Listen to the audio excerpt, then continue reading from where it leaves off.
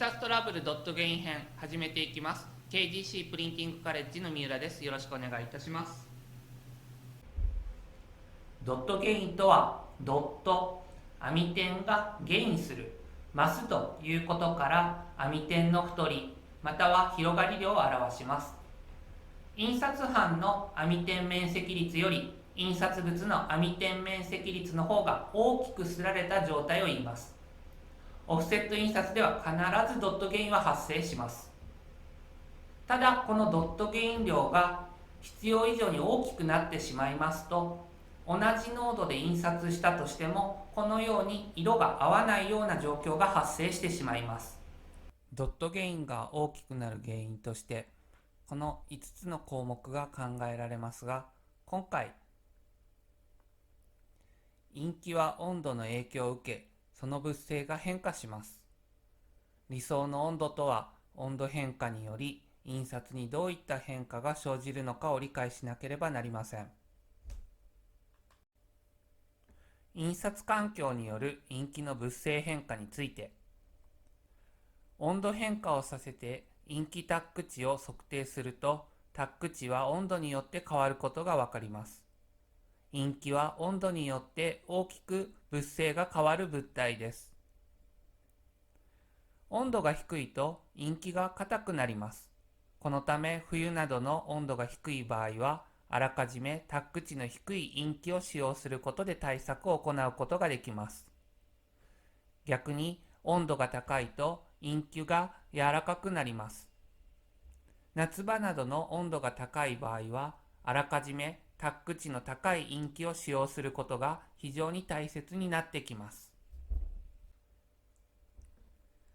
インキの物性について、タックとはインキを引きちぎるとき、インキ内部に引きちぎれまいと抵抗する力が働き、この抵抗値をタック値と言います。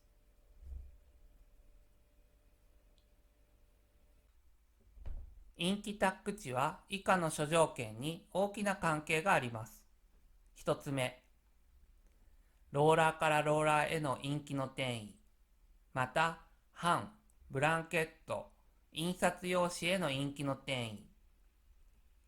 二つ目、インキタック値が大きい場合の紙向けや毛羽立ちの発生。三つ目、多色印刷における先刷りインキの上に後刷りインキの乗り具合。なのでプロセスカラーである墨、藍、紅、黄色はそれぞれタック値が異なります。先に印刷されたインキの上に後刷りインキが乗る際に、必ず先に印刷されたインキの方が引っ張る力が強くなるようにインキは調整されています。4つ目、インキタック値が小さく柔らかい場合、版面また紙面上の汚れが発生しやすくなります。次にインキフローとは、インキの流れ広がる度合いを示すもので、一定量のインキをガラス板で押さえつけたとき、インキの広がり量をフロー値と言います。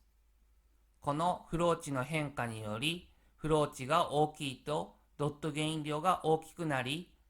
逆にフロー値が小さいとレベリングの不良、つまり光沢低下につながります。